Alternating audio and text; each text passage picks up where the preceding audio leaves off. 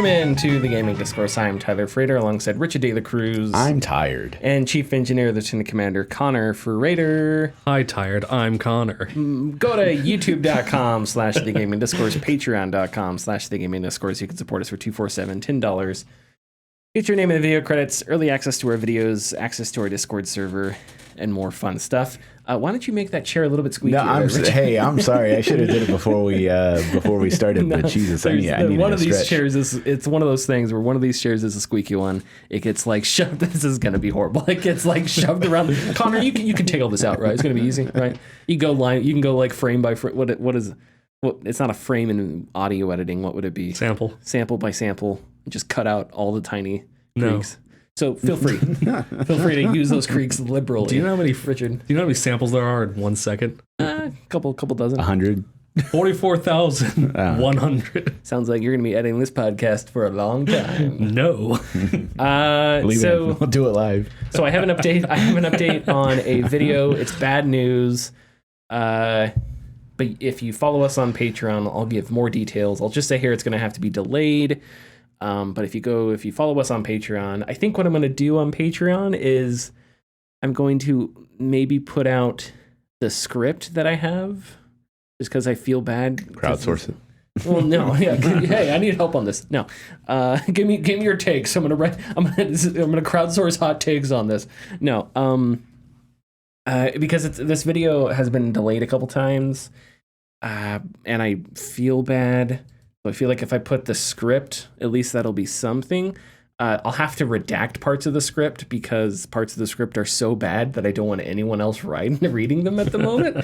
So it's like, no, you don't get those. Those are so bad, they're my eyes only because I have to fix them. But there's parts of the script that are done too. So I think what I'm going to do is I'll make like a Google Doc, private it or whatever, and then share the link and put it there, and and you can read it if you want. But the new video is probably not till maybe late this week, mid next week. I don't know.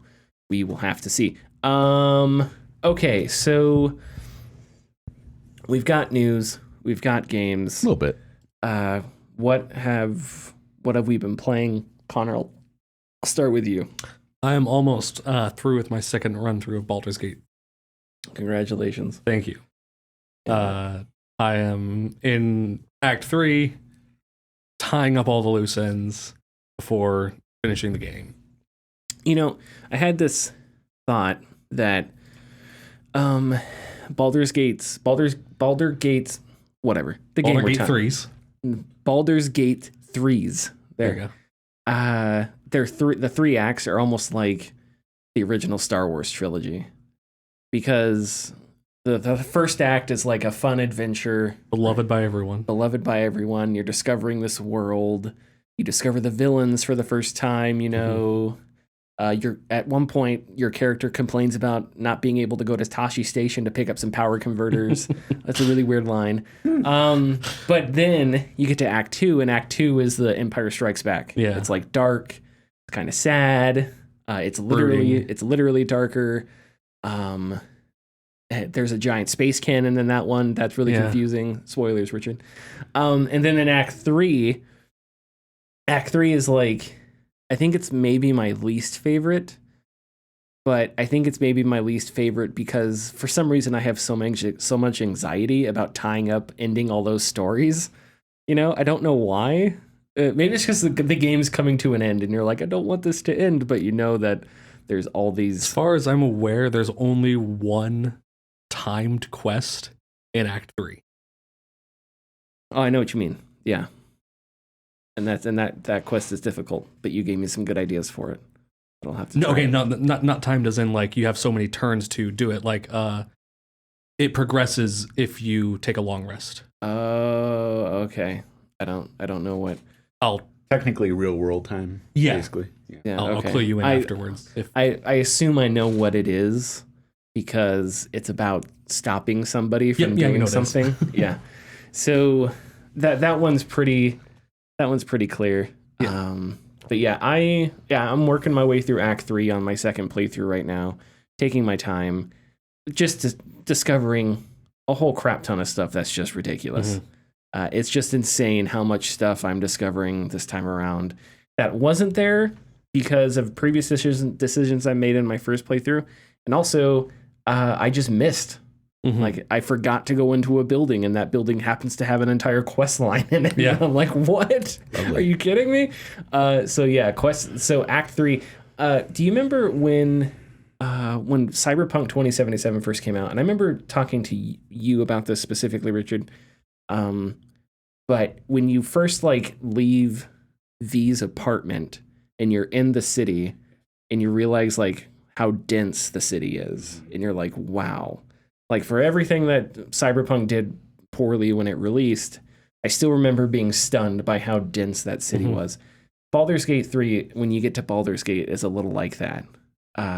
You get to Baldur's Gate, you start to run around, and it is so dense and packed, full of buildings and people, and around every corner there's a little quest here, a quest over here, there's a merchant over here, there's a little story tidbit over here, a little environmental storytelling over there. It's just so dense, and it's really neat to like walk through and discover things again. And you don't get to explore the entire city.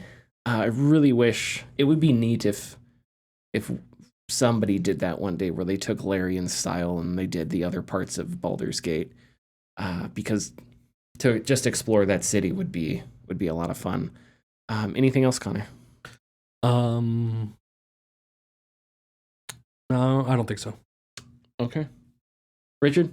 I've been playing 3 games, none of which were Baldur's Gate. You son of a... My wife You had my can't do Steam this Deck. to me. My wife had my Steam Deck, so I was like, and so you can't play 2 people at once, unless you do some tricky stuff. But anyways, First Descendants came out this week, so I ended up playing that for a little bit. I haven't gone back to it in several days now, but it is pretty good fluff. It's basically Korean Destiny. Okay. In third person. I saw that they even like hijacked symbols from Destiny. I don't know if you saw this. I don't think I saw it. Yeah, there are symbols that are like identical to symbols in Destiny. They probably are. Yeah, like they lifted them. It's funny. Me and a friend were talking about it. So you get your selection of 3 different characters at the start. There are lots of other characters, but you can unlock them either by playing the game, and you'll get their like pieces to like make them, or you just buy them. But we were talking about how there are a lot of really cool things aesthetically to the game, but it plays very loose. Your character doesn't necessarily have the weight that you would feel is designated to them, so they're kind of slidey in movement. Okay. Kind of like if the world is moving and not necessarily you. Weird. All right. Yeah. Well, I understand that because whatever. So your characters play fast and loose, basically. The gunplay is pretty good, but all the mechanics are pretty much ripped straight out of Destiny. But my friend made a good joke about how when you're doing the main quest lines, the quests are kind of out in your little hub open world Okay. that you have, and they're represented by banner flags, which is kind of like a Destiny thing. But when you go to them and you do one and you finish the quest, everything just kind of comes to a complete stop.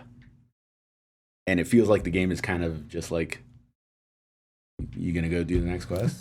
But it's like you didn't like there was no connecting bits to that last mission to tell you to go to the next mission. Yeah.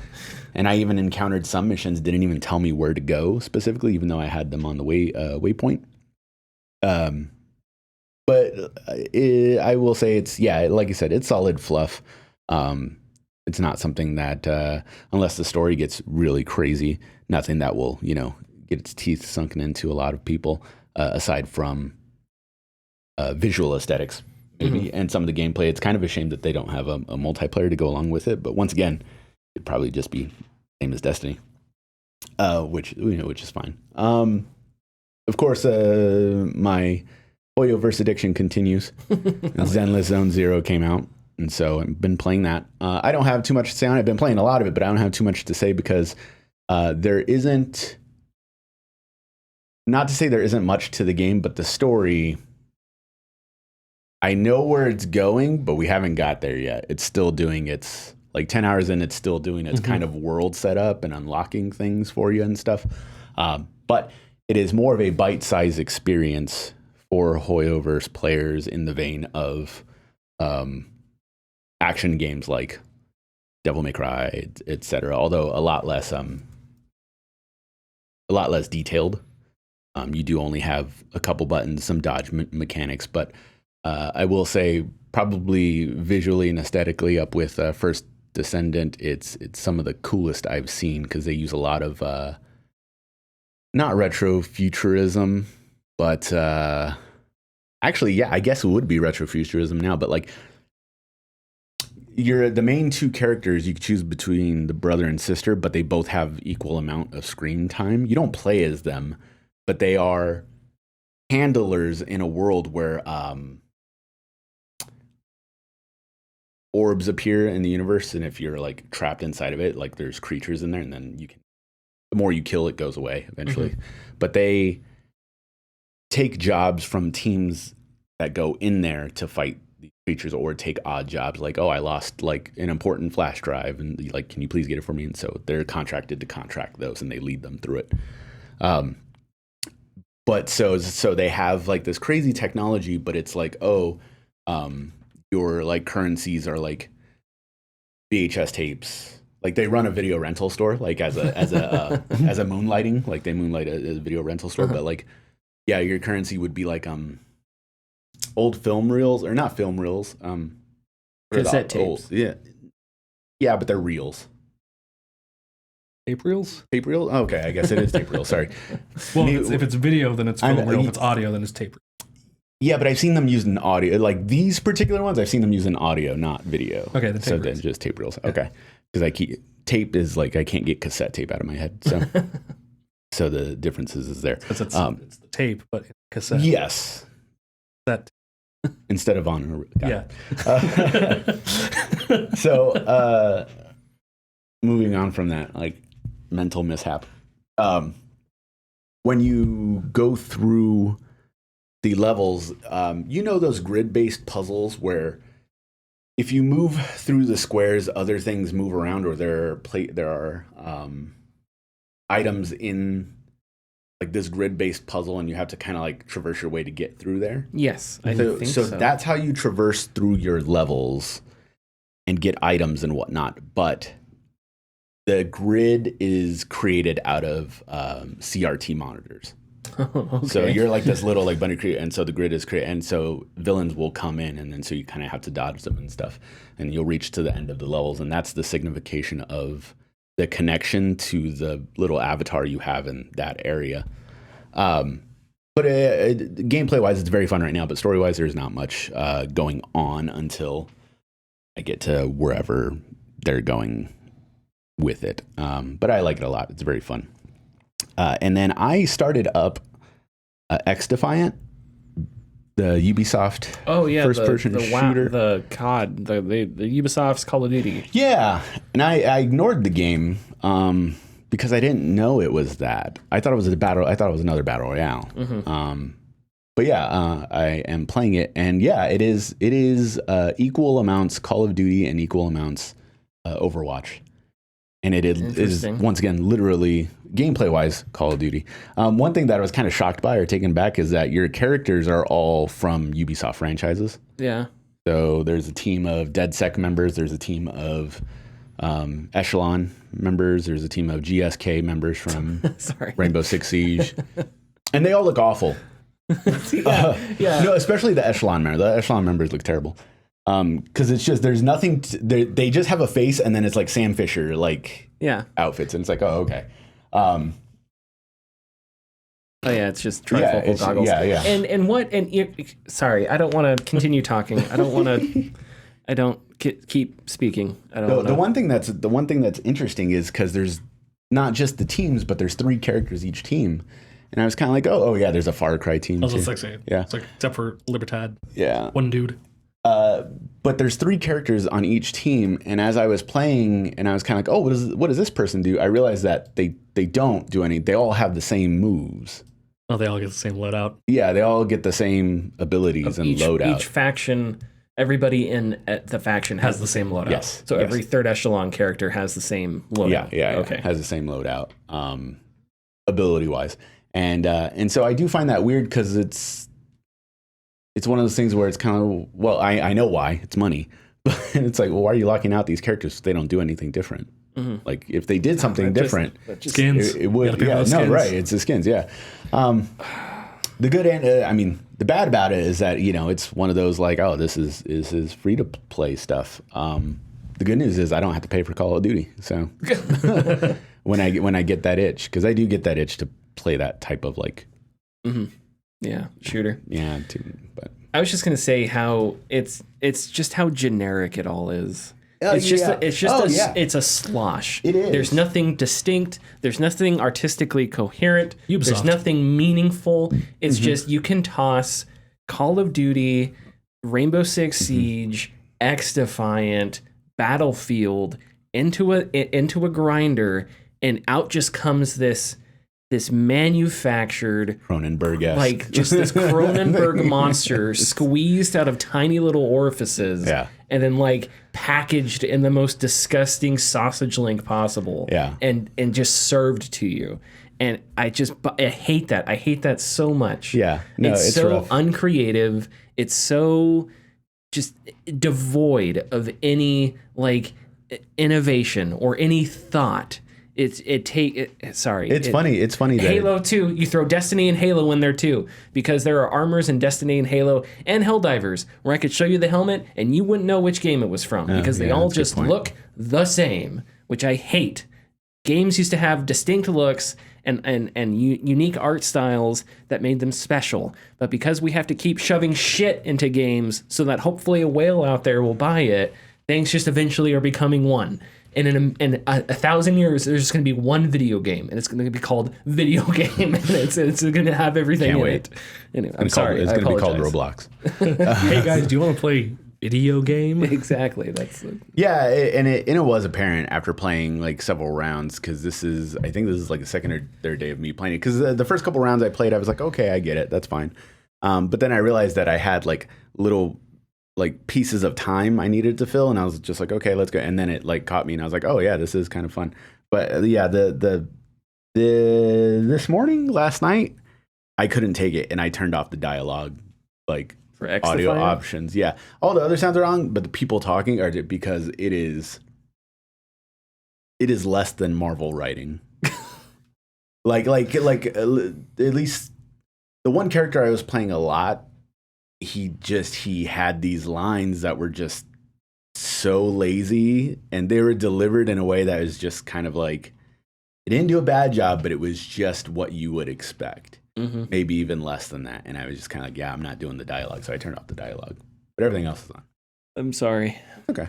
I'm going to keep playing it. I'm just not going to. Why subject yourself to that? Because of Call of Duty. Richard. Because it scratches that call. I just said it scratches that Call of Duty itch. It's not a good enough reason for me. Sorry. Who runs the store here? Listen, you come in here, you're fired. Hot dog. So speaking of hot dogs, 4th of July, just a couple days ago. I don't know why, it's just word association. man. I'm a toddler, apparently. I'm so sorry. Can I interrupt? The Not Like Us music video. I went into one of my other locations on like July 3rd.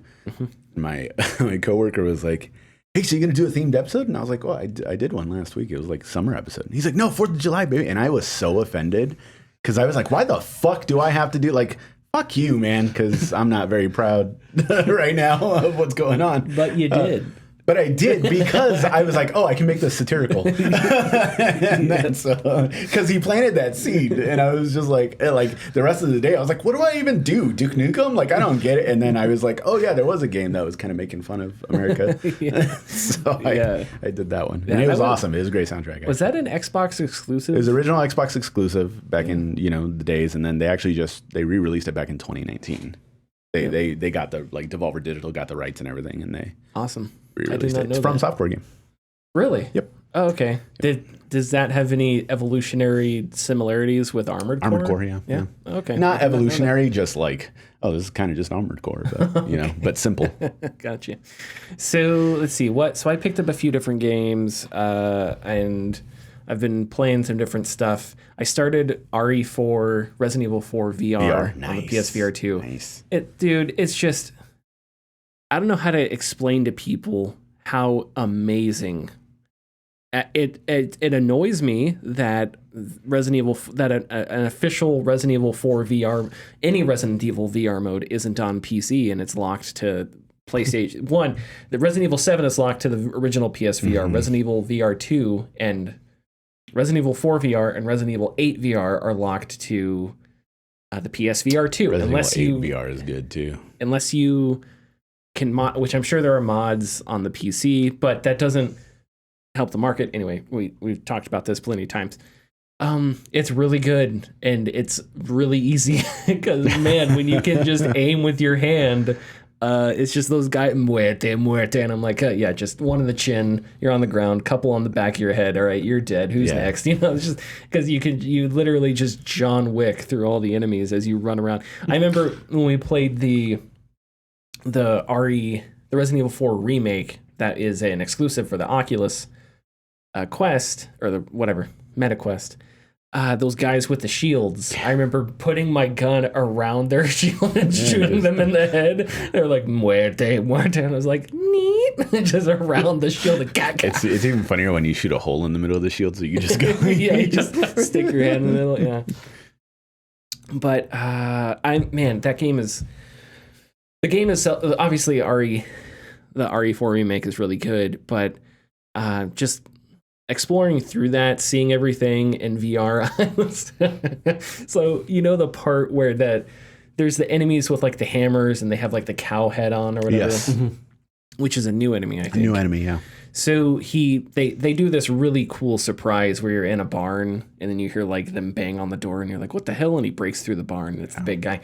Anyway, the barn has a second level to it that you can go up on a ladder. So what I did, because I thought this will be funny, was I waited for him to climb up.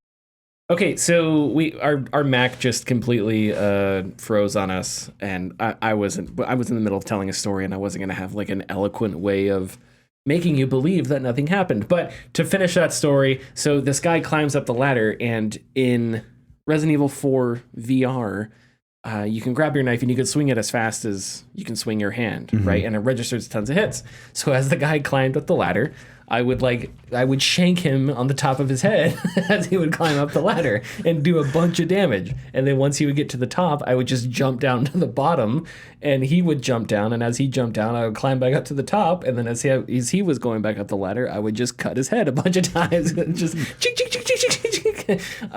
So, I mean, stuff like that is what makes... I don't know, the next Resident Evil 9, hopefully there will be a VR version. I've thought to myself, like, would I want to wait? If they say there's going to be a VR version, would I want to wait and not even play it until I can play it in VR? Depends on if that version of the VR is going to be included at the start or not. There's that, and there's also, like, because VR is so much easier and so much... It's hard for some of these things not to be silly. Like when you shoot a zombie in the knee and then you double tap him point blank while he's on the ground, it's hard not to laugh at that a little bit. Or in situations where in normal Resident Evil, it's like 5 enemies. What are you gonna do? But in VR, you pull out your shotgun, you dual wield, you shoot one of them in the head, you cap one of them in the knee, you kick him. It's like so much easier. It's almost comedic. So I thought, like, I don't know, would I want to play through 9 to experience it traditionally, because there's going to be more tension there, and then play through in VR and experience it in like a sillier context. I don't know what I would decide there. Knowing the way VR is going right now, I don't know if there's going to be a Resident Evil 9 VR edition. I hope there is, because 8 and 4 are already 2 of the best games I've ever played. I just wish they weren't locked to specific consoles. Okay, so that's all I'll talk about for now. we'll hit the news, and we'll hit the news. Our news isn't working. We've had a... Okay, you know what? This has been bad. I'll fill it in. The Mac has been destroyed. It ruined my hilarious 10 out of 10 story about stabbing a guy. Just treat it like it's a normal intermission. Okay. Come back and I'll fix it in post. Okay. Well, you can't fix it in post because then it'd be annoying with the It doesn't matter. So we're going to talk about a LinkedIn post now. And I want to state this before we read it. I'm going to read the post. Richard will read a response. Mm-hmm. We're going to read the whole thing. But before I reread this, I want to sort of acknowledge that, I don't know, because it's a story, but it's kind of weird. Well, because it's one person's opinion on their personal LinkedIn page. Yeah. So it's like, I don't know. And this person is a CEO, Raphael von Lierop, maybe Lierop, I'm not sure. CEO of Hinterland, who made The Lone Dark. Mm-hmm. Long Dark. The Long Dark, yeah, which is like a survival game, which I have, and I started and I liked, but I never went back. I never got around to playing it more. So it's like when we quote people and when we trash like Yves Jameau or whoever, that sort of trashing is usually saved for people that are higher up, that are really powerful, really influential. We'll trash Andrew Wilson. We'll trash Strauss Zelnick. So I think it's just important to couch this conversation and what we're about to do, because I don't want this to come off like we're going to read a person's posts and then just make fun of them or something. But I do think there is like some interesting stuff he said in his LinkedIn post about Manor Lords that would be interesting to discuss and respond to.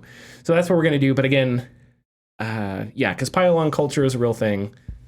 I don't know if you want to call it cancel culture or not, but people make a bad post and then all of a sudden things get blown out of proportion.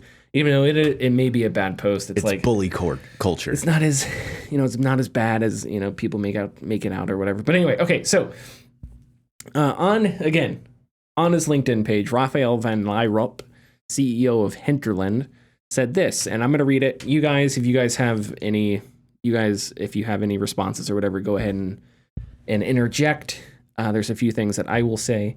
But anyway, okay, I'm going to start reading. Manor Lords is a pretty interesting case study in the pitfalls of early access development when a game with a small team, and heavily marketed as such, hits the reality of a hungry audience. I should preface this by saying I own the game. I've played it extensively and generally really love what is here. What's in the game is also of very high quality. So there's no issues with any of that. But there's very little to it. It launched with a pretty strong base game, but without much content. A heavily system-centric game needs either a range of maps, game modes, or some amount of procedurally generated dynamism to keep it fresh. Manor Lords has none of those things. So once you've played 5 to 10 rounds of the game, there's nothing more to do. The fixed maps and resource simplicity mean there are not many different permutations of the early game, because the starting conditions are almost always the same. This is not great for an RTS/city builder. This in and of itself is not a huge problem, provided you can keep the game updated frequently and you're able to expand with new systems and content for players to experience those systems in. But Manor Lords... Real quick. Yes, go ahead. Just want to double back to the fixed maps and resource simplicity mean there are not many different permutations for the early game. The starting conditions are always the same. Famously how StarCraft procedure generated every single time you started up a map, and it wasn't always the same map over and over again when you loaded that specific map. Well, maybe, yeah. I think there may be layers of different contexts. StarCraft, the RTS. Yeah, I don't know. I think because StarCraft as an RTS just about building your resources really quick and then sitting out an army, as opposed to like being a city builder. So that may be the difference there. Is in StarCraft, the idea is that you're not going out to find resources to like make a town and make an economy. It's just the resources are something you find quick and dirty, so you can start exploiting them. And if you can find more out in the level, that's fine. But I see what you're saying. I just think maybe there's a bit of a difference there. don't know, but Continue. okay. But the Manor Lord's team is small. The game was built super slowly by a super small team, and there's no way, given that, the project can scale up quickly to meet demand. It's practically part of the game's brand based on how heavily it was promoted as being made by a solo dev. As a result of the lack of updates, the CCUs have plummeted since launch, which isn't that unusual. It's the current trend for a lot of early access titles that blow up these days. But given the huge number of wish lists and hype around it leading up to launch, this is something that the developer and publisher should have been better prepared for, in my opinion. I guess I'm having a knee-jerk reaction with this last paragraph, because it seems like this guy or this poster is really missing the point of early access. That's what it kind of seems like. Yes, And solo dev. yeah, right. Yes, correct. Because I mean, there's way too many examples that we can give, but like famously, or not famously, my wife keeps bugging me. She's wondering why I haven't bought Hades 2. And plain and simply, I've told her, well, it's not done yet. Like I know people have beat it. I know this and that, And but good I know, for them. Yes, great, awesome. But I know there's character portraits missing. I know there's like stuff missing, and it's like, no, I want it all right then and there. The whole idea for some early access games is to have damn near bare bones, you know, to maybe get the front end of the money needed to continue working on the game. Yeah. But of course, I mean, early access, if you know any English, you understand what those words entail, I feel. But yeah, it sounds like he bought something expecting A finished product. for a finished product, yeah. And early access has always been something really tricky, because like if you are spending money on something, to me there is still some kind of threshold for, even if it's in early access, there is still a threshold for this shouldn't be sold. Yeah. Even if it's early access, even with those disclaimers, I believe that. But that threshold is complicated and is varied, and there's not like a single line. There's not a single line for that threshold. So you'd have to, if you were to ask me, well, you know, what games would you constitute good use of early access or whatever?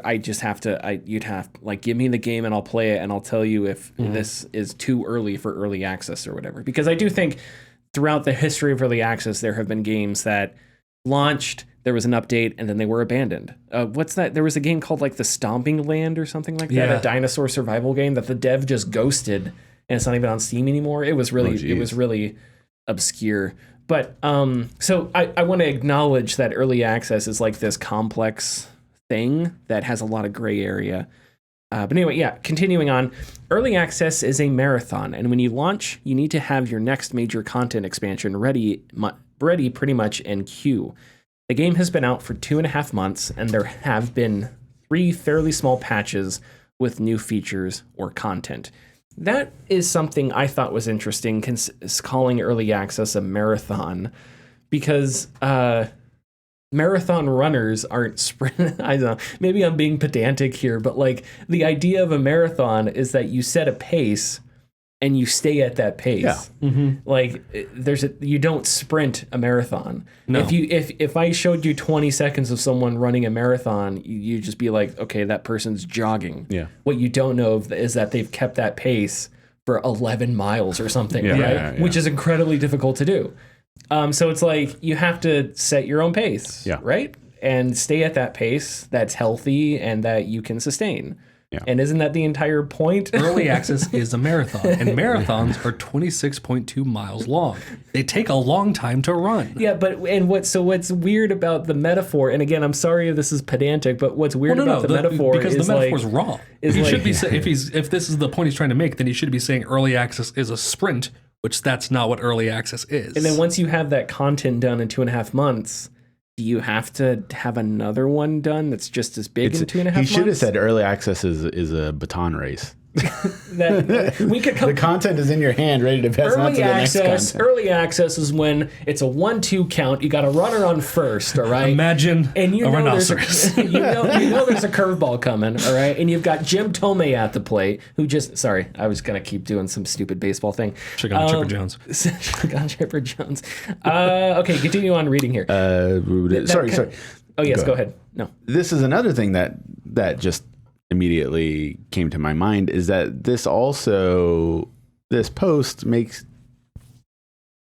he's trying to compare development styles as well. Yeah, that's what it seems like. And that's also something it's kind of like, well, you're not making this game, someone else is. Go back to developing the Long Dark. Yeah. And it's like, it's one thing to say, your strategy is your strategy. Here's why I don't use it. Fine. Yeah. You run your company, I'll run mine. But it's weird to because this post does not come off as different strategies, different for different people kind of a thing. Because it starts off with it early comes access off as, this is what they're pitfalls. doing wrong. Yeah. It comes off like there's something wrong, which is strange to me. Okay, returning to the post. As such, I've put the game aside and don't expect to look at it again for another 6 months, at which point I'll probably be forced on playing something else. It's really hard to get people's attention back once you've lost it. This thing confuses me because it's like, well, okay. I don't know what, if you decide not to play it again, that's your decision. Yeah. I don't know. Exactly. And it confuses me because if I bought an early access game, and I put, a solid chunk of hours. Forget the hours. I had a lot of fun with it. I'll just say that. I had a ton of fun with the time I spent in it. And then I don't want to return to it when it finally reaches full release. I still had a lot of fun. Mm-hmm. Yeah. And I can still return to it. Yeah.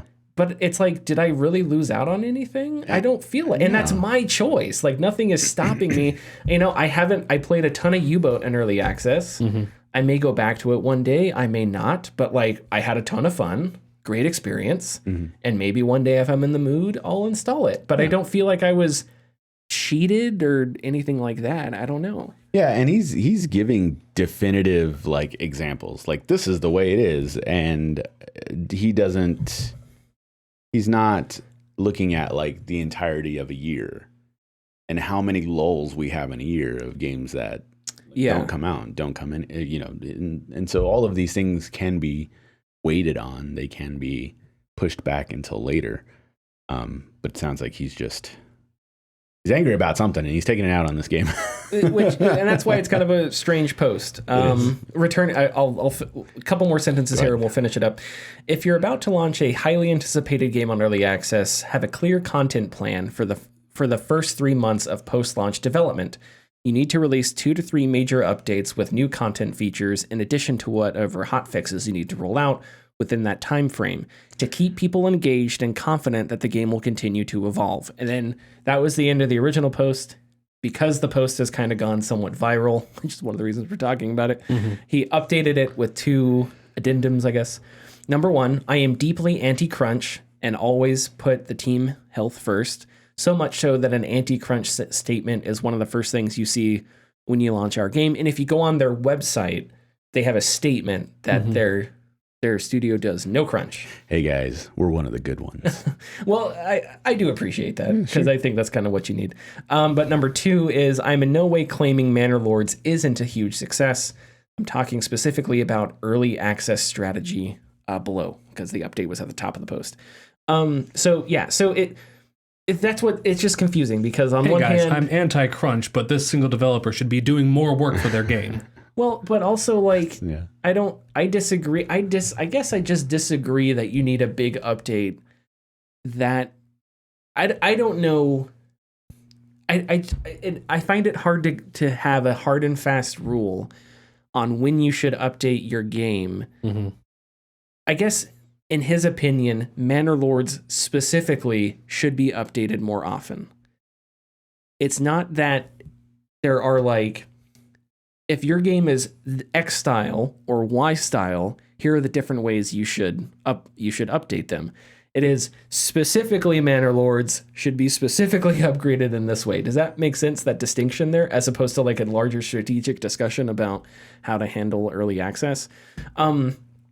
Because other than that, I don't understand. I find it difficult to rationalize how you come up with like hard and fast guidelines for early access when early access is this gigantic Wild West. If this guy's this upset about how Manor Lords is like putting out updates, no one should tell him about Star Citizen. Okay. This is true. But again, like for me, if you were to, and I haven't played Manor Lords, it's on my wish list. I plan on eventually buying it. I'm definitely going to buy it at full price now. No, but if you ask me, hey, does this game have enough work put into it in early access? I'd have to play the game and then I can tell you. And also, I am so pro developer that even if a game is updating slowly, it's like, hey, it's okay. You do what you need to do. Mm-hmm. Because I've read about the horror stories of game development. So if you can stay in business and you can keep working. That also doesn't take into the account that when 1.0 does release, it's going to have a huge front page on Steam. You would hope. You know, well, yes, you would hope. But I think where we are now, when it came out on early access, I was hearing about Manor Lords all over the place. Yeah. So, you know, I feel that whenever 1.0 does come out, it will have the same type of, and so the folks who did buy it in that early access, cool, that's great, we get a more complete game. But then the folks who are waiting for that full game, which is, I would say, a sizable chunk probably, are going to be like, oh, cool, I can pick it up now. And then there goes your second wind. Yep. You know? And I think Manor Lords benefited from Steam Deck. I think whether or not it runs well on the deck, I don't know, but I think a lot of people with Steam Decks are just like, what can I play? What can I play? Yeah, They're just chomping at the bit to get, which is fine. And I think it also went viral. There's the Kuntz. There's a guy named Kuntz in the game, you know, Cuntz, that everyone thinks is funny. So it's like, because it's juvenile. It's juvenile, whatever. But the point is, it's funny. PC Gamer had a story about it. It was one of those viral moments. Mm-hmm. So it's one of those things where I don't know if they planned on it being a huge success. And I think isn't it better for them to like continue on their own trajectory that suits them rather than having a huge success and all of a sudden, oh, what do I need to do? Oh, I gotta keep this momentum going. Connor and I don't want to stray too far away from what Raphael is talking about here, but like Connor, we both had the same thought is like, do you hire a bunch of people?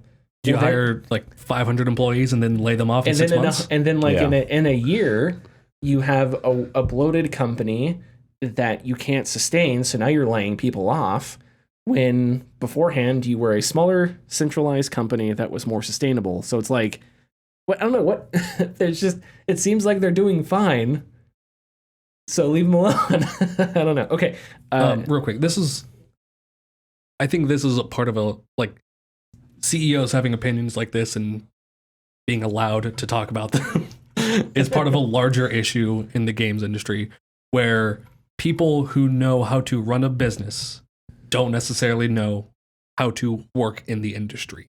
And they're trying to enforce how to run a business in operating in the industry. And they're trying to put a square peg in a round hole.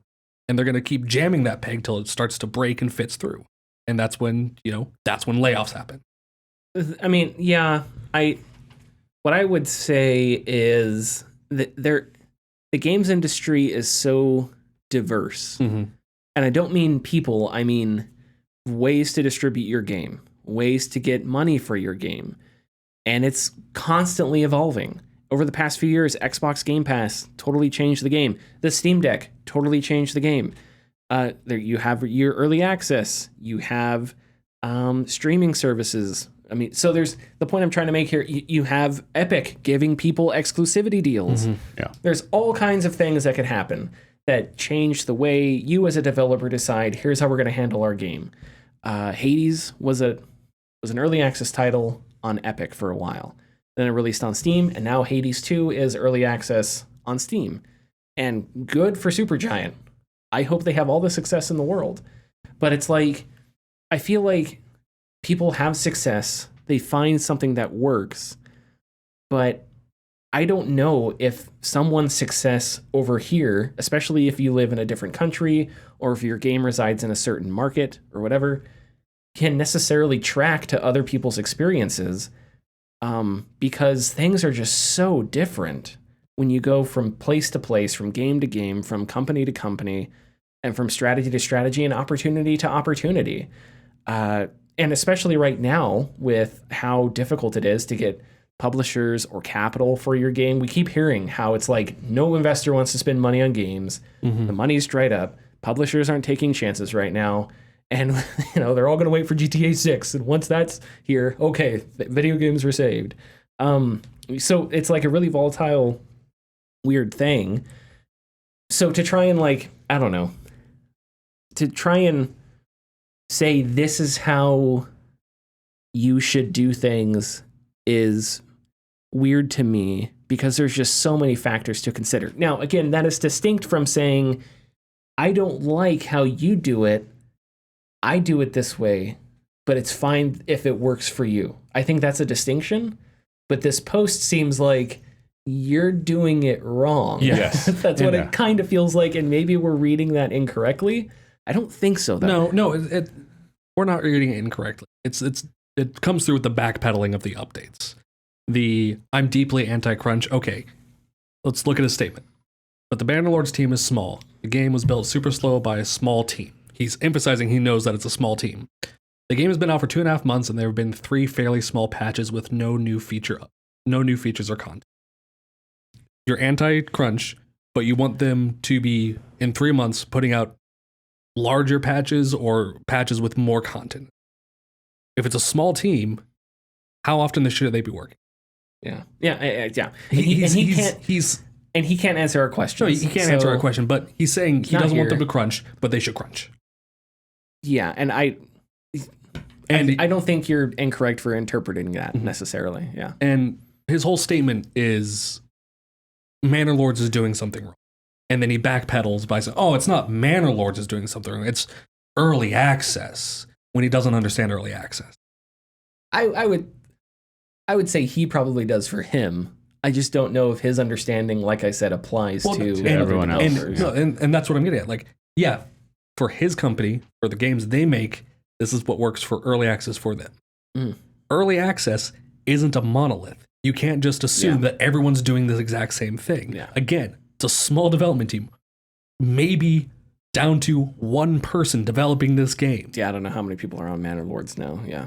So how much can one person do in any given day towards developing a video game that is as in-depth as Manor Lords is already? So let's, Richard, you were going to read Tim Bender is the CEO of Hooded Horse, who's the developer of Manor Lords. Yeah. So he responded to this post pretty lengthy. So Richard, you're going to read it. And yeah, Connor, if you think of anything, speak up. Said, this is exactly the kind of distorted, endless growth / burden of expectation / line must go up perspective that causes so much trouble in the gaming industry. Manor Lords just sold 250,000 copies in the last month, after selling over 2 million copies in its first 3 weeks, and has a very positive review rating of 88% with a median playtime of 8 hours and 48 minutes per player. Very long for any game, especially a recently released one. Players are happy, the developer is happy, and we as a publisher are thrilled beyond belief. And yet here we are. Manor Lords is apparently a case study in the pitfalls of early access because the game has been out for 2.5 months and there have been 3 fairly small patches. One of the patch notes being called small here runs over 3,000 words and over 10 single-spaced pages, leading to CCUs have plummeted since launch. Yes, we didn't maintain the 173,000 concurrent player peak, and the apparently dark reality that some people, after enjoying their purchase of a premium single-player title, might decide to go on and play another game. The horror. I want to interrupt you real quick. Sure. I was incorrect.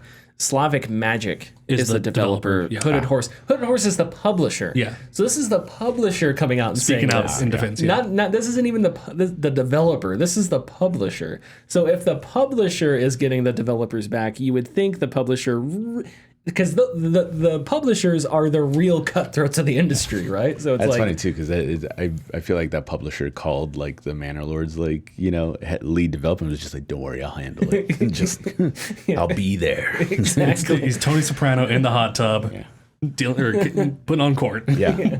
We'll take care of it. Not for nothing, Tony. But this guy's saying we're doing early access wrong. No, anyway, sorry. Okay, continue. Before the release, I had a chat with Manor Lords dev. I told him that after release, he was going to hear from all sorts of commenters talking about missed opportunities because he failed to grow as fast as they wanted, and judging the game a failure by some kind of expectation they formed. I told him to ignore all of that, to focus on his core vision for the game, and to keep in mind that the early access road is long and that he should not feel any sense of pressure from the expectations of others. For both his own health and stress levels over the coming years, and for the preserving the state of calm and peaceful mind that supports his creative vision. And I'm going to interrupt you one more time. Isn't that what you want to hear from a publisher? Yeah, absolutely. Like, 100%. oh my God. Also, Like, if I ever make a game, I want him to publish my game. Also, the early access road is long, or in other words, it's a marathon, not a sprint. Exactly. So you have to stay at the pace that you are comfortable at. You are healthy with. Yeah, you don't sprint the first 500 meters of a marathon, vomit, and then try to keep up with everybody that is, you know, it's the whole tortoise and the hare thing, right? Anyway, but yeah, what a paragraph that was. He predicted this, and that to focus on the core vision of the game, keep in mind that early access is a long road. Yeah, that's the kind of thing you want to hear from a publisher, right? Yeah, of course. And that's the kind of, I don't know, I don't work in the industry, but as someone that plays a ton of games, that's kind of what I hope if I like a game, that is the support that I hope developers that I play games of get, right? That's the kind of support I hope they get. Right. Because that facilitates an environment where they're able to create, and it's not just about line goes up, which has been hugely destructive. But anyway, okay, sorry. Last paragraph. If this industry is to find a more sustainable path forward, we need to move away from the takes like the below. Success should not create an ever-raising bar of new growth expectations. Not every game should be aimed at becoming some live service boom or bust, and a release should not begin an ever-accelerating treadmill on which devs are forced to run until their mental or physical health breaks down. Yeah. Tim Bender for president, 2024. Right. President of video games. President of video games. So, I was going to say, a few more things, and because we've talked about this a lot, but I think keeping people engaged, and I don't think Manor Lords has any microtransactions. I have no clue. No, So it's like, You know better than us. You have it, right? no, I don't. Oh, I thought you did. Sorry. No, but as far as I know, I don't think it does. It may, but even if it, on sale right now. 25%. it's on sale. That's why I was saying earlier, I'm going to get it full price now. I'm not going to early access. No, but when we talk about keeping Soundtrack. Oh, there are two quote unquote microtransactions: the soundtrack and an art book. okay, so that's some heavy hitting $1.25 off, baby. dollar bill. Okay, so I was going to say keeping players engaged to what end? Like what? Right. I don't know. What's your plan? What? And that's why. And I think I think there are people out there that they say, how are you going to keep players engaged? And they sidestep the idea that that's a dumb thing to do in the first place. But it's just because in their mind, engagement equals money. Yeah. There are publishers out there that think that way. So it's like, hey, tell me what's your plan. This is why Anthem exists. Because EA was like, hey, what's your plan for a live service thing? We like what Destiny's doing. Mm-hmm. What can you guys do? And they never said, you have to make a live service game. You have to make a looter shooter. Yeah. But that culture gets in there, and they just hear engagement means money, means stock price, means shareholders, whatever. So it's like, all right, so how are you going to do that for us? Completely bypassing the fact that that's not the strength, that's not a good way to run your company. That's not a good way to handle your developer or any of that. So it's like, what's your plan with engagement? Because not all games lend themselves to engagement. Some games just end. Mm-hmm. I don't know. Uncharted 4. Player engagement with Uncharted 4. How many people are playing it right now? Who knows? But it's like, It's an amazing game. Yeah. It had its time. It's there if you ever want to go back to it. Why can't that be the case for other games? It's just weird Because to me. the line has to go up. Well, yes, because if that's your perspective, Stonks. yeah, if that's your perspective, then it's like, well, we got to figure out a Infinite way. growth, infinitely. We got to figure out a way to continue that. When the Manor Lords 1.0 patch comes out and the game finally exits early access and goes full release, Tim Bender, if you're listening to this podcast, feel free to take this idea. It needs to be advertised as a case study in early access success. They should make that a quote in the when you scroll down on the Steam page, how they have quotes there. Yeah. Yeah, Nice. okay, like, or when it does their review trailer and it's Yeah. like 10 out of 10, 8 out of 10, 9 out of 10, a case study in the pitfalls of early access. That would be mean. But it would But be you know what? funny. No, it would wouldn't be be funny. mean. And you'd have to have a scene. Okay, I'm sorry. Now we're just being mean. Raphael posted on a public forum about being wrong, Well, and now he's backpedaling because everyone found out that he's wrong. I was gonna say you take that quote. I'm sure there's a part somewhere in Manor Lords because it's medieval, so it's just there was just shit everywhere in medieval times. But you gotta have a Literally. scene where there's a guy shoveling there's like a farmer shoveling like horse manure. Royalty. And it's just right above it, like a tale of early access failure. And there's just a guy like shoveling. I think all peasants did was like move poop from one place to Yeah. another. I think I'm right. name- on He that. must be a His king. name- I can't tell. He ain't got shit all over him. All over him. Yeah, exactly. Sorry, Richard, you were gonna I say. was just gonna make a dumb joke. His name should be Teef. TEAF. The tale of early access failure. Okay. Are we ready to move on here? Yeah. Couple more notes, and then we'll close it up. What has been a messy podcast because our MacBook didn't want to cooperate. Trevor DLC for Grand Theft Auto 5 never made it due to workload and GTA Online. This is according to Jason Rubino, a former Rockstar developer who talked about it in an interview with the YouTube channel San in Play, which I believe is a Portuguese channel.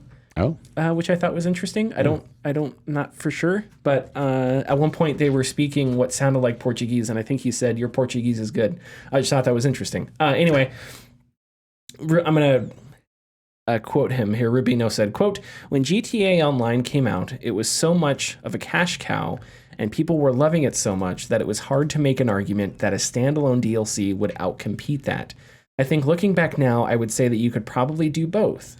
That was a business decision that they made, and I was a little upset about that. We went about probably halfway through it, and then we put a pause on it because GTA Online was so people were going crazy," end quote. That's another thing that GTA Online ruined. Rubino also seemed to imply that his team specifically had a lot of projects they were doing.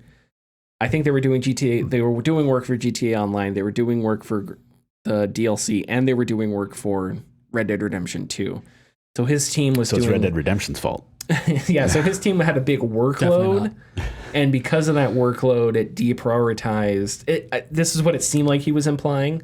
Their workload deprioritized The DLC. the DLC, and so that's another reason that it didn't see the light of day. Yeah, I don't have too much to say about this, but that's really disappointing because those characters were really cool. Yeah. In Grand Theft Auto 5, and it kind of sucks that we'll never get to see them again, probably, unless I don't know, Cameos in 6, maybe. or if they just bring them back or something. I know they can. There's different endings to GTA 5, and there's like the characters can die if There'll you. probably be a reference to them in GTA 6 Online, like how Nico had a reference in GTA 5 Online. Yeah, but that really, I don't know. That just kind of sucks. Or the main story, actually. The main story, Yeah. it's the main story. Yeah, that just kind of sucks that we don't get to see characters as iconic as that come back. Yeah. That doesn't happen a whole lot anymore. We don't have Sam Fisher anymore. Uh-huh. Well, obviously we have characters like Mario and Link, but they're not dialogue heavy. You know, I don't know. We don't really. Excuse you. Whoa! Okay, thank you, Connor. I apologize. Yeah. Does it a lot. Yeah. When you're jumping. Yeah, we still have like the Master Chief, but Infinite was really bad, and we don't know when we're gonna see another Halo. After Metal Gear Solid 4, we never got Snake, played by oh shit, Hater. Yeah, David Hayter. Like, that's not a thing anymore. I mean, he's dead, so That's really not disappointing. hater, but Snake. Snake. Yeah. And then it's like, I was trying Sorry, to this is how it ends. Yeah. I was trying to think of other characters, and you threw me for a loop there. Didn't David Hayter get into something where people were saying he was dead, and he had to like, hey, I'm not dead? I don't know. Is that him? Anyway, the point I'm trying to make here is, that we don't get to, a lot of these iconic characters we don't get to see very often, and it sucks that one of the more iconic characters from GTA 5 we didn't get to see more of because GTA Online. I'll probably pull a Billy in GTA 5 and kill him at the start. Billy from Lost in the Damned on GTA 4. He was the main character of Lost in the Damned. Oh, really? And he was it was really good because he was it was basically like Sons of Anarchy, but like in GTA, like the two DLCs that came out for it, and then the guy that Trevor kills at the beginning, the bike, that's Billy. And they just fucking kill him off, and it's like, okay, well, that sucks. I didn't know that. All right, well, maybe we shouldn't see Trevor anymore because of that. Hear that, Stephen Ogg? You know, GTA 5, of course, online has a lot to do with it, I'm sure, but second best-selling game of all time, and I think that the DLC may not have been as or more successful as GTA 5. Probably would have came pretty close. It would have been pretty a big deal. Damn close, yeah. Yeah. And they could have had their cake and eat it too if they just said, yeah, if you get this, you get like a bunch of online stuff with it too, like whatever. And look how big expansion, like traditional expansion packs are now, right?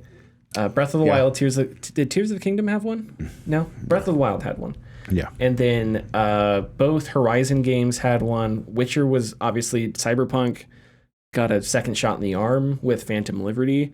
So I feel like there's maybe a ghost, like a slight trend of the traditional expansion pack going on. We'll find a half created build of it, like 10 years, 15 years from now. But Rockstar doesn't really do that, and they should. They should do that. I mean, they did in the past. Yeah, with GTA 4. Yeah. And every other GTA. Liberty City Stories, Vice City Stories. Yeah. God, that's Ballad of Gay Tony. Chinatown Wars. That game that wasn't so good. Yeah, we need to go back. Rockstar needs to do more of that. Come on, do more of that, Rockstar. Okay, you can't monetize it like you can GTA Online. Yeah, which sucks. Line has to go up. Okay, moving on here. More Adult Swim games appear to be delisting soon. So this is an update to a story we've been following. It's very strange. So this list of games includes Mega Coin Squad, Super House of Dead Ninjas, which Richard has. Yeah, that game rules. And Zinzenzik.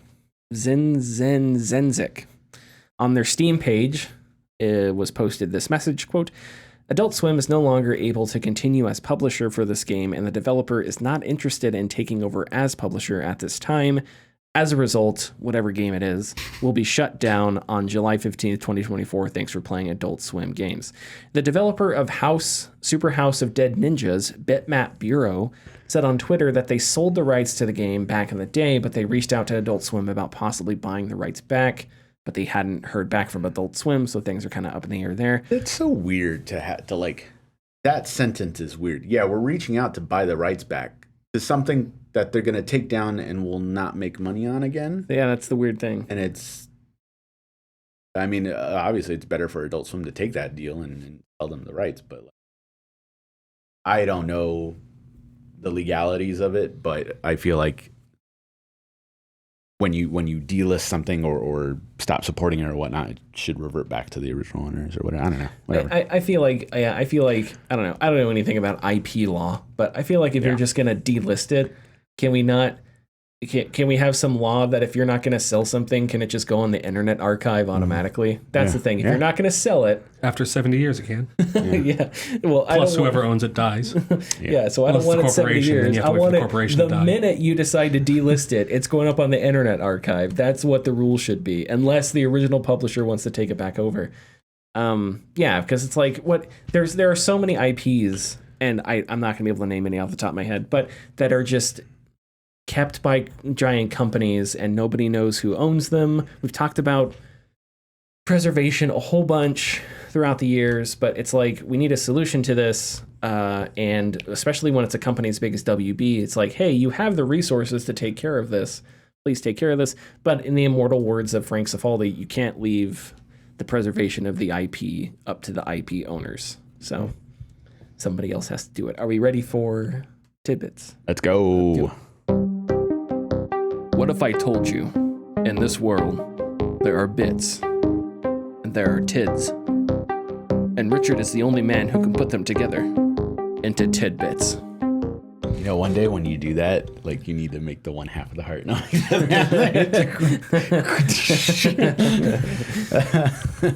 Speaking of marathons, Satisfactory is finally releasing its 1.0 version September 10th. Sorry. I thought that game has been out for years. Yes. It has been out for years, but there's another example. Satisfactory came out. I played It's a case study of the pitfalls of early access. It's the pitfalls of early access because it was successful. I had a ton of fun, and I'm going to have to play it again in September. Mm-hmm. So what are you going to do? Yeah, I'm really excited for that. Have you guys played Satisfactory at all? No, I think it looks awesome. I know I don't have the brain or patience for it. It's easier than you think. Okay. It's more about organizing everything. Okay. Because there's games similar to it. Mm-hmm. What's that factory game? Factorio. Factorio, and there's other like factory management games out there. Dwarf Fortress. Dwarf Fortress is like Civilization Manager. And yes, there's Crusader Kings, which is, hey, my aunt's my daughter. How do I marry her so I can have a son that, whatever, that's my uncle. But I was just taking a dig at you for no reason. That's the Crusader Kings community in a nutshell. That's how they did in the old days. But that's a case study in the pitfalls of inbreeding right there. That'd be the Habsburg chin. Habsburg chin, yeah. But no, I don't even remember what I was going to say. But it's Satisfactory is easier. It's finding the resources and putting everything together is easier. It's managing all of it because it all just becomes sprawling. The logistics simulator. Yeah. So like in my factory, I have these. So you can stack crates that are storage crates. Mm-hmm. And you can stack them, and then you can hook up conveyor belts so that what happens is you have a conveyor belt that goes into the bottom one. And the bottom one sends it to a conveyor belt that is like an elevator that lifts it to the next crate that I have stacked on top. And I have a bunch of crates stacked. I have like a skyscraper-sized pile of crates, which is these elevators. Once a luscious forest stood. Yes, with these elevators where just resources keep getting piled into, and they're just snaked all the way up these. So I have like mini cities and stuff. And when I built my factory, I was like, oh, you know what'd be fun? You know what'd be fun, guys? I'm going to put my factory on the edge of a cliff. Because then I'll have a nice vista of this amazing cliff. And 5 minutes later, I was like, I do not have enough room. So it's like I had to build platforms. And so it's like you'll run through my factory and get to the platforms, and there are weird angles where you'll just fall and you just die. So it's like my factory is just this hell. It's like a section of a Silent Hill or something where there's just holes everywhere and metal and holes, and it's terrifying. You just enter the void. My experience with the game is watching Let's Game It Out play it, where he lines up the tubes that you can go through. Yeah. And breaking the game by going too fast. Yeah, Nice. because you can accelerate yourself. Because you can stack them at the shortest distance possible, like their shortest length, and it speeds you up as you go through each individual one. Oh, That's yeah. awesome. That's awesome. It's cool. One of the sad things about Satisfactory is if you don't play for a while, plants will eventually start to grow back into your factory. So sad. That's real life. So you load into it and you have to like cut things down, and animals, there's like these bugs that'll plant like egg sacs, and you kill the egg sacs and bash the bugs away, and you have to clean out all the vegetation. Oh no, nature's healing. Exactly. Yeah, it's bad. Yeah. Okay, sorry. That's okay. Nintendo Japan just recently announced that it will no longer provide repairs for the Wii U console because they have unfortunately ran out of parts. Wii U? Yeah.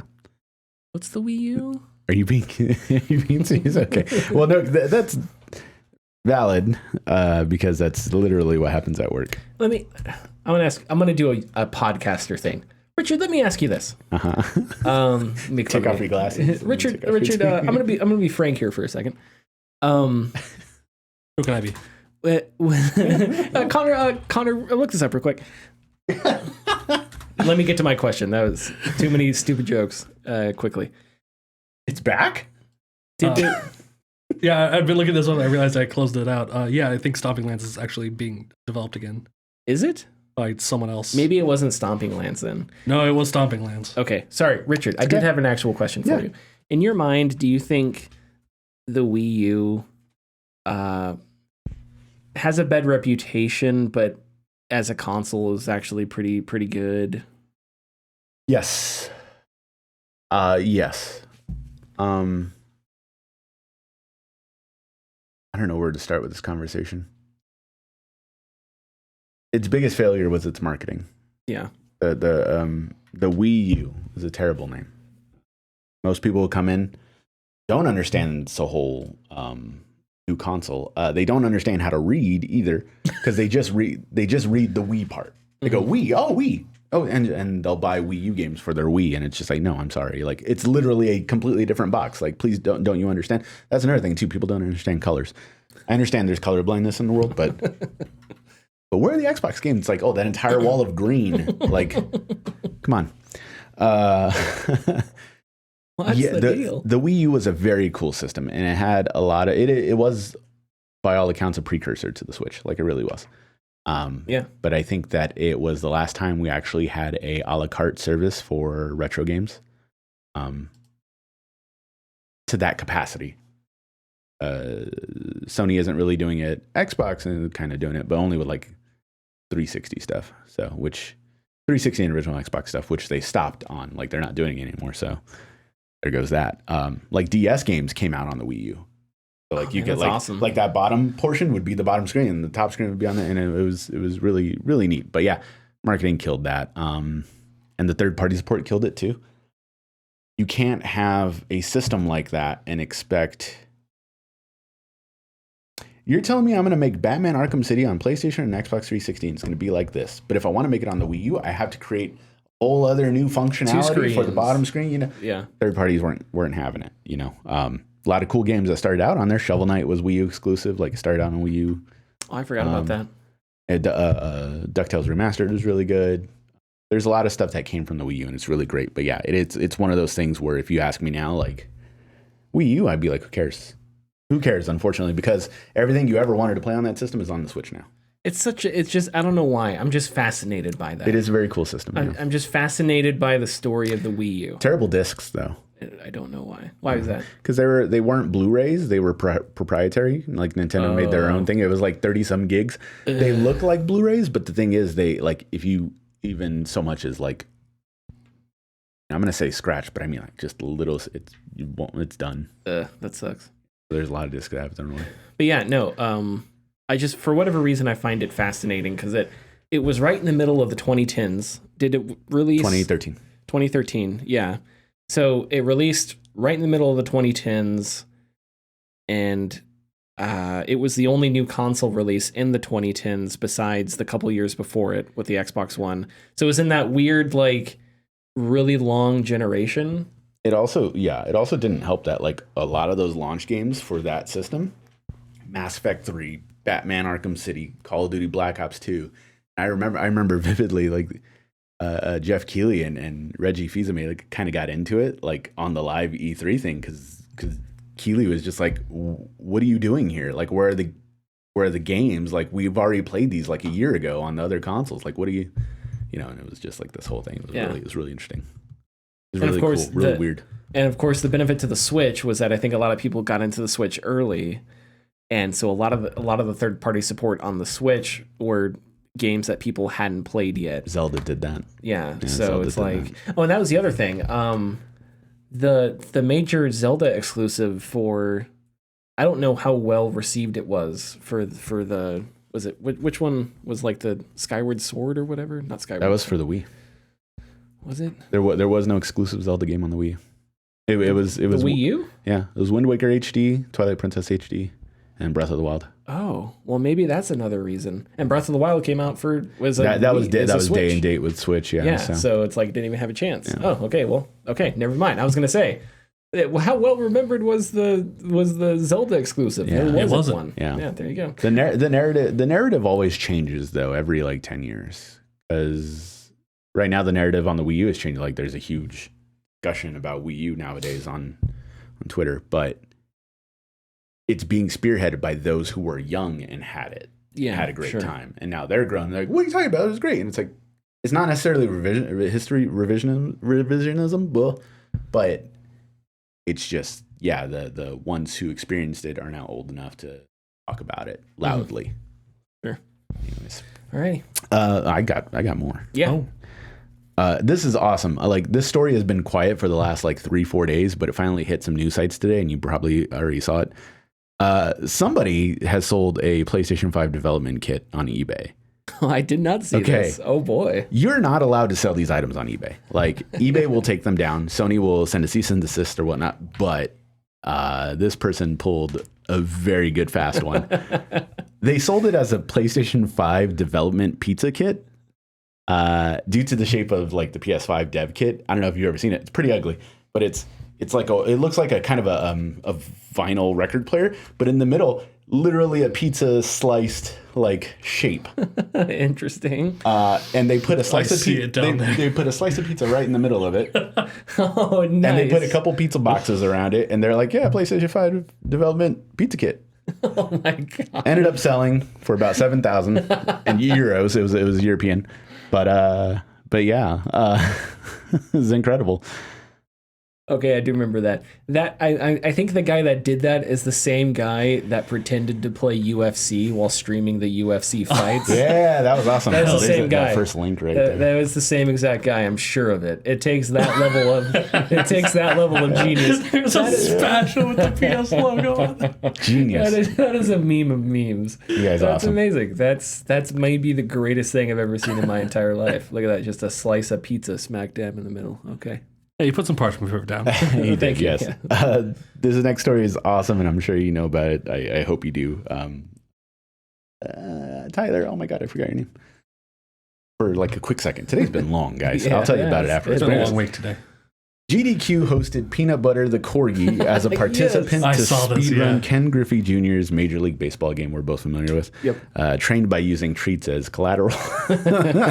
Peanut Butter was able to beat the game in 29 minutes and 48 seconds, ending the game with really awesome, incredible extra innings walk-off 2-run homer. Yeah. On the first pitch, well, that's what a walk-off is, providing one of the greatest moments in GDQ history.